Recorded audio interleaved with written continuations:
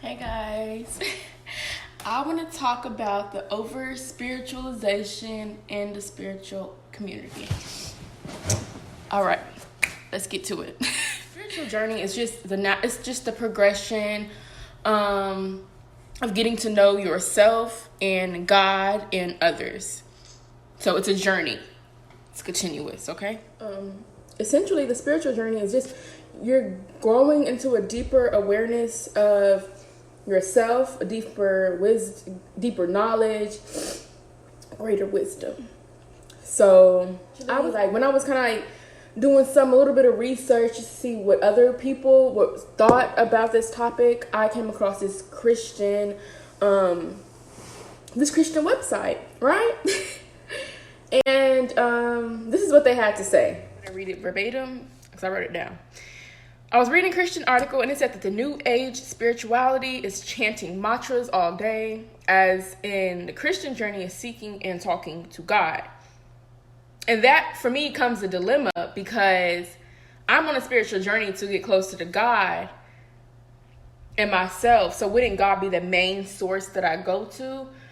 So I feel like, most people on a spiritual journey, God is their source. Now, do they believe in the same God that I believe in? Do all? Not all, but some do. The article also says that the spiritual journey is to create unattainable harmony on earth, while the Bible says that the universe is at war, Ephesians 6:12, and the part of the journey is fighting for other souls on our own walk, 1 Timothy 6:12. But if you really take a look, Jesus himself was on a spiritual journey trying to create unattainable harmony on earth. And for us, and for the greater good, he sacrificed his life and laid it on a cross. The point is, everything is connected, and that's why I'm here on my journey to point that out and to help people realize, that and realize these ideologies and these categories and these fixations on stuff that stuff is really much deeper than these titles, and are not on the spiritual path of life, who see the spiritual work as just mantras, meditations, tarot reading, affirmations, etc. Because that work is a byproduct of being aware. But everything is glamorized and capitalized on these days, which gives things a bad rep.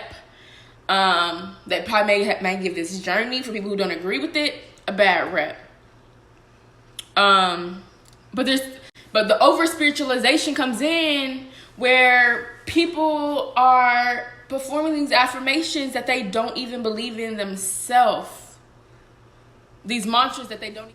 So in our world, in the Western world, awakening has become equated with enlightenment, reaching like full enlightenment, and which gives this kind of like mystical approach, as if like you awakened and now you just have all the knowledge or all the wisdom, when actuality,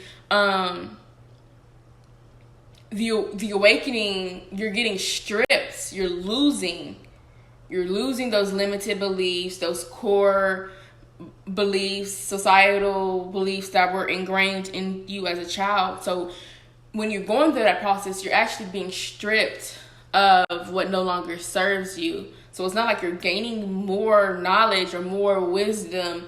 You're actually, you're just stripping yourself of, you're getting stripped of the beliefs. So essentially, you're not gaining anything. You're losing what I said you're losing. And but you are gaining is you're getting separated from fears, your limited beliefs about love, or whatever, and you're expanding. You're just expanding, and you're raising your consciousness. You're raising your consciousness. Like I mentioned in my other video, being more aware, the more ignorant you are, the more easier life is. So being on this path is not easy because the more aware you are, it's forcing you to, get with the program. So for me, as I observe other people, no judgment at all. But, for people who come across my videos, I want to give a different perspective. I want to let you know it's important for me on my journey that I don't over spiritualize things. And because when you do that, sometimes you minimize the healing that you still need. You're not done yet. You're minimizing the healing that still needs to take place. And by acting as if you've already reached some type of destination where it's going to be ongoing. And like I said in my other video, that is deeply personal. Any meditation, any yoga, affirmation, all that just to help guide and ground me. So people who are on the spiritual path, it's supposed to be like they do it to just help them. You don't do affirmations and yoga to reach some type of meditate, whatever. You don't tarot reading and all that stuff. You don't do it to reach enlightenment, to, well, yeah, I don't want to go into that because I don't know, but I was about to say something, came to my mind, didn't let it come out of my mouth.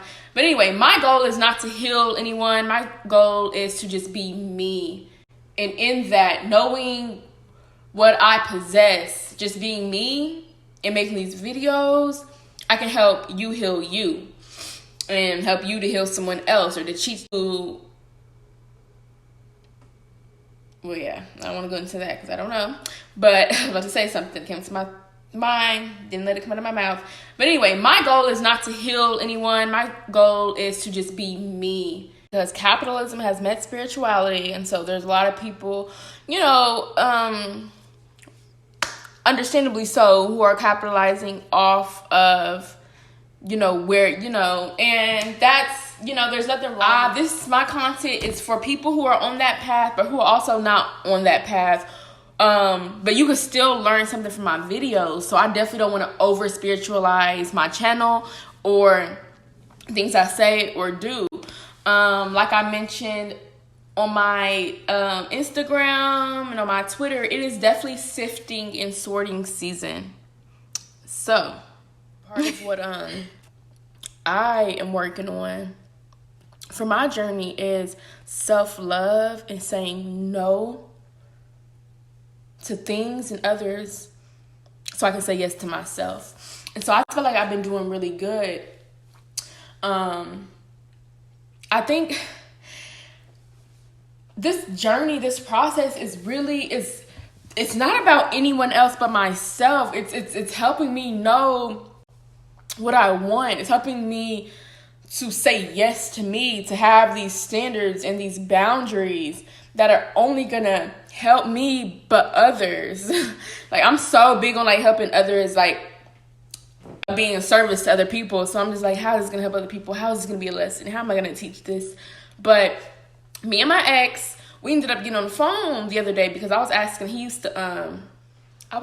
him about a strain of weed. And so we ended up talking on the phone for an hour and a half, and one thing led to another. And, he was just, saying he missed me. And he kind of, when we broke up, he was kind of analyzing the situation and realized I had my part in it. And I was just very mature about the whole thing. And it wasn't like I forced myself to be.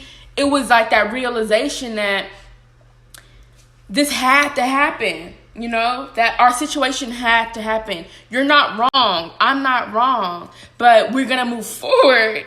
But of course, I'm just like, no, you're fine. I'm fine. I was nice to catch up, but I just want to leave it at that because I knew that was a test, because we could have easily, tried to rekindle things. But why would I do that if I already know?